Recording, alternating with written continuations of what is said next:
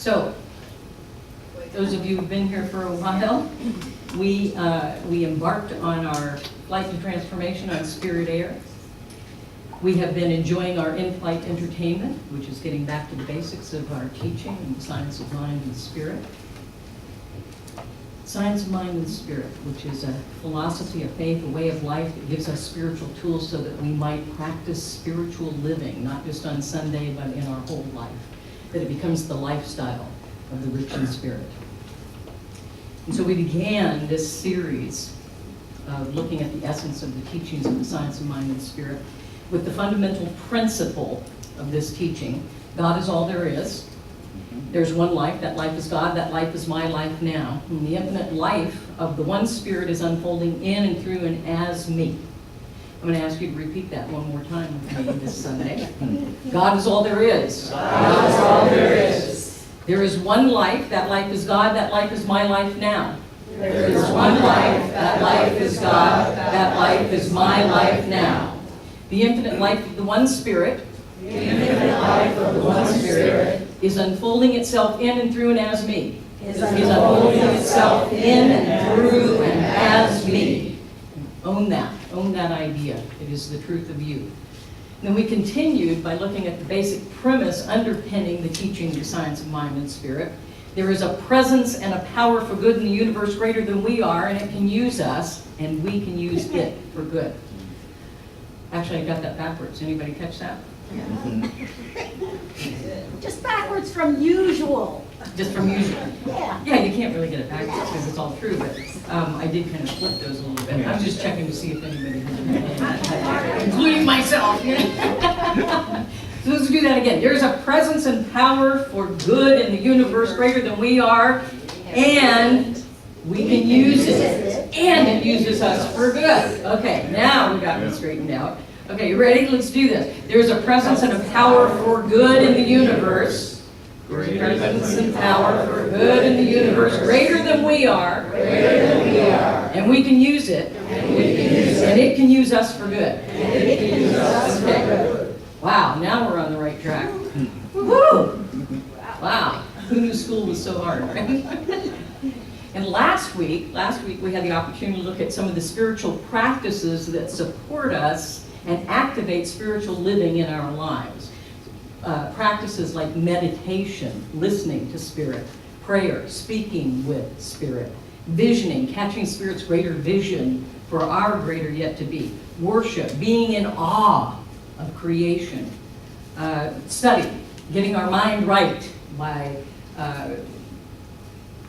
putting ourselves in the path of spiritual wisdom, taking classes, learning new things, service, giving of our time, talent, and our treasure, witnessing each other, standing in awe of one another as we move through the transitions of our lives, conscious giving, again, time, talent, and treasure, giving of that, and celebration, what we do here on a Sunday morning, celebrating together, uplifting one another.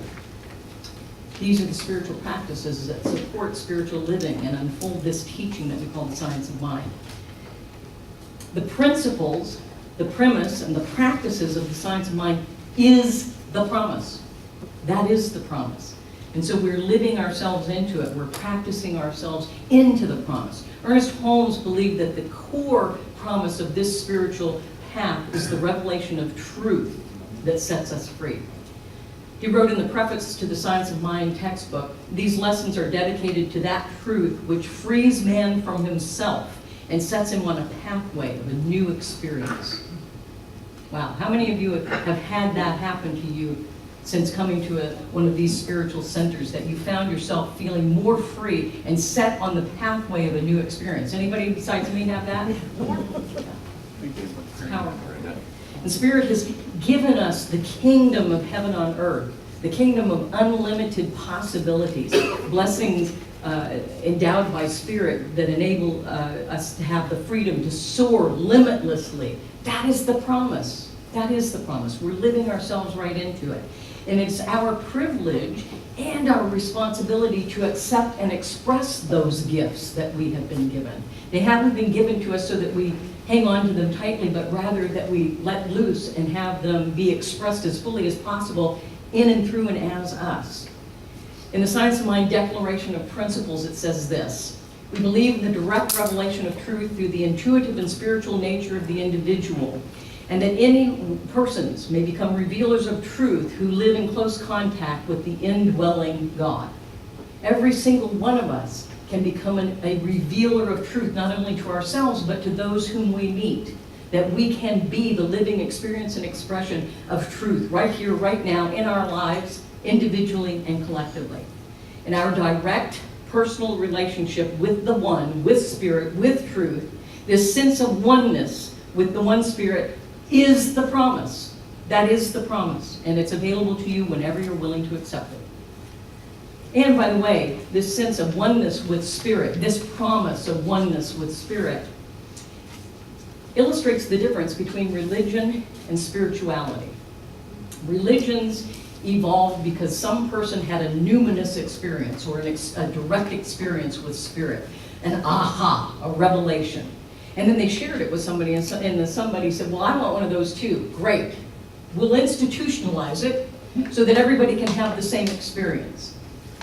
Not possible, my friends. It's like trying to capture a sunset in a bottle. I don't know if any of you have tried to do that. I have. It doesn't work. So, spirituality, on the other hand, someone has a numinous experience or experience of the divine and shares it with someone, and that someone becomes inspired to have their own numinous experience. And so we personalize rather than institutionalize the experience. We say this experience is available to each of you, to all of us, to any one of us. And I love what Emerson said. He said, get rid of your secondhand gods. You must have your own. And then Ernest Holmes went on to say about that, this is my revelation. This teaching is my revelation. You must have your own revelation. Don't listen to me, listen to who I listen to. Have your own direct experience of Spirit. And we can come together and we can share and we can stand on the shoulders of those who have gone before. However, in the end, we must have our own direct experience, our own personal experience with the one Spirit, with truth, with all that is possible. We must have that experience. We can't email it in. Right? We must be present to that so that we can have that experience of our own. And while it's fun and wonderful and expansive to share all of that, in the end, we have our own experience. And as we nurture that relationship with Spirit, we unleash the power and the possibility, the entire universe of divine promise. We unleash that power and that presence. And the entire universe then opens up and it unfolds for us, through us, and as each and every single one of us, individually and collectively as community. Ernest Holmes wrote, evolution is an awakening of consciousness to the spiritual essence which is already within us, pushing out for self-expression so that the infinite may delight itself in everything that it does and see in each of us that which it knows itself to be. Get that part. It sees in each of us that which it knows itself to be. When Spirit looks at you, it sees itself. I would invite you, when you look at each other, to see Spirit. When you look at yourself in the mirror, see the truth of your being, see Spirit there.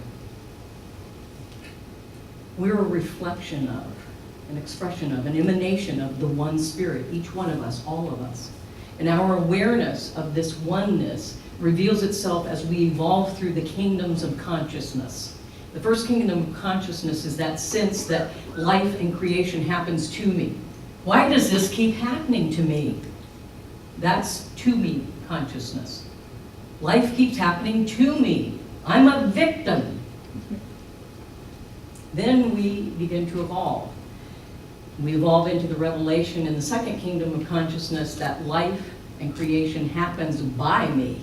Now I've begun to realize I'm a little more powerful than being a victim, and I can manifest a parking place at Trader Joe's. I am pretty hot stuff, right?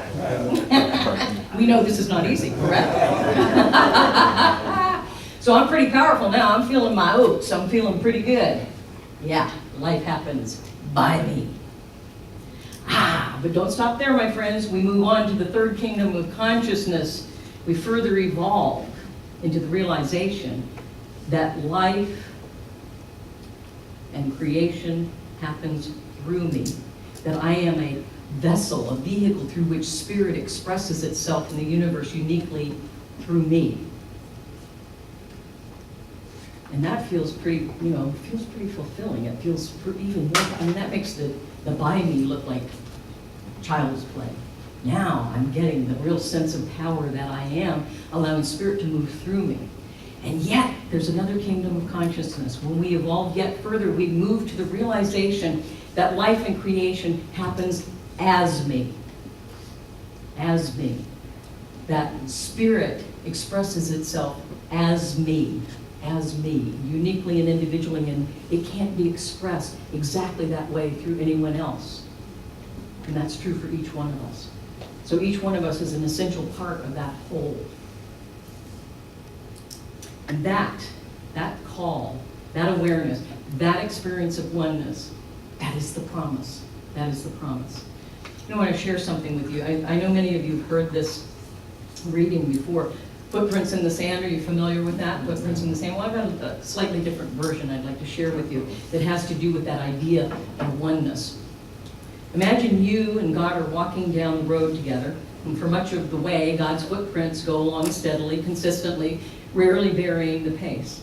But your footprints are a disorganized stream of zigzags, starts, stops, turnarounds, circles, departures, and returns. For much of the way, does this sound familiar? For much of the way, it seems to go like this. But gradually, your footprints come more in line with God's, soon paralleling God's consistently. You and God are walking as true friends now. This seems perfect, but then an interesting thing happens. Your footprints that once etched the sand next to God's are now walking precisely in God's steps. Inside God's larger footprints are your smaller ones. You and God are becoming one. This goes on for many miles, but gradually you notice yet another change. The footprints inside the larger footprints seem to grow larger and eventually disappear altogether, and there's only one set of footprints. They have become one. This goes on for a long time, but suddenly the second set of footprints is back, and this time it seems even worse.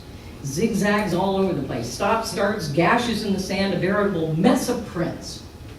You are amazed and shocked and troubled, so you pray, God, I understand the first scene with the zigzags and fits.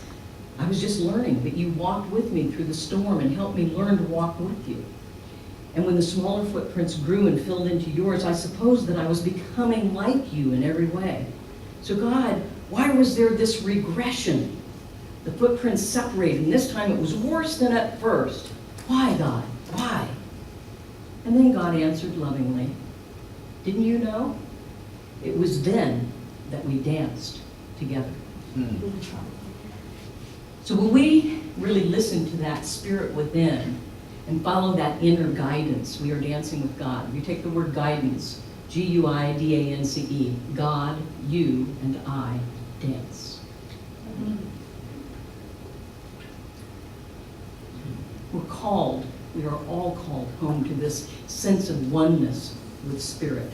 And when we answer the call, we awaken to the promise of spirit. And we remember that our oneness with God is that promise, with truth, with the fullness of our being. Holmes believed that your outward search for God culminates in the greatest of all possible discoveries, the finding of Him at the center of your own being. So many of us, spent most of our lives looking out there for all the answers, when all along it was right here, the last place we looked. But better late than never, right? So we're born of divine love, spirit, and we're endowed with the infinite possibilities, the unlimited potentiality of spirit itself. So we're called to catch Spirit's vision, Spirit's greater vision, which is a greater vision that any one of us, or even all of us, can possibly imagine all on our own. So we step into the mind of spirit. We catch spirit's vision for our greater yet to be individually and collectively. And we up-level our thoughts and our feelings and our belief and our consciousness. So we begin to evolve through those kingdoms of consciousness, through the first kingdom, the second, the third, all the way to the fourth. Spirit as me, and we allow that to be the truth of our being. We allow that expression to come through us. Just imagine the possibilities. Imagine the possibilities as we move through that kind of consciousness, as we evolve and we become the allness of who we are. But more importantly than imagining the possibilities, don't just stop at imagining them, but take action to bring forth those possibilities. Let's not just say, wow, isn't that cool? Wow, let's do it. Let's be that. Let's be that greater vision that Spirit has for each of us and for all of us. It goes back to our little acronym, PTFAR, point FAR. Program your thoughts and your feelings to empower your actions to create fabulous results that point us far. Point far. Do that with me. Program your thoughts, your feelings to empower your actions for great results that point far. I want you all, it reminds me of Saturday Night Fever. Point far. All right. So we're called to fully embrace and embody and to express our authentic self, to share our gifts, to experience the promise. Activate the fullness of your authentic being into full self-expression. Don't hold back. Do not hold back. Because this is not only for you, but it's for all of humanity. We add to what's possible in the universe by being fully who we are and fully self-expressed. So in other words, don't just experience the promise, be the promise. Be the promise, because you are the promise to make the world a better place, to create a world that works for everyone. I do believe that's possible. I do believe it's possible. And my plan is to stay here until we make it happen. So, I don't want to get real old doing this, you guys. So let's get on it, right? Let's get on it. Because we know that with God, all things are possible, and that the truth sets us free. Reverend Dr. Roger Teal, who is the senior minister at Mile High Church in Denver, in fact, he's celebrating his 40th year in ministry, and he's seen a lot, he's experienced a lot, he has uplifted a lot, and he's been one of my teachers as well. He says this, he says, spiritual truth sets us free to be, to do, and to have all that our highest vision can embrace. And so let's live ourselves into catching Spirit's vision, Spirit's highest vision for each of us, for all of us, for this community, for this town, this nation, this world, this cosmos. Let's step into that vision. Let's live that vision. Let's unfold that vision. Because if we embrace it, embody it, and become it, it will be a reality in our human experience. I fully believe that. Will you join me in that? Yes. And there are going to be opportunities for us as a community to catch Spirit's vision. So stay tuned. We're going to be doing a whole lot of vision catching and vision becoming.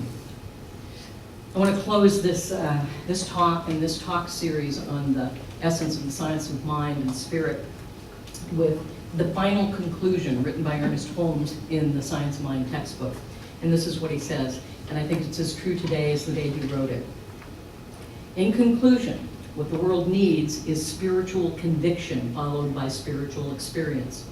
I would rather see a student of this science prove its principle than to have him repeat all the words of wisdom that have ever been uttered. It is far easier to teach the truth than it is to practice it.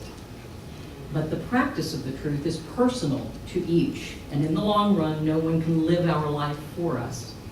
To each is given what he needs, and the gifts of heaven come alike to all. How we shall use these gifts is all that matters. To hold one's thought steadfastly to the constructive, to that which endures, and to the truth may not be easy in a rapidly changing world, but to the one who makes the attempt, much is guaranteed. The essence of spiritual mind healing and of all true religious philosophy is an inner realization of the presence of perfection within and around about.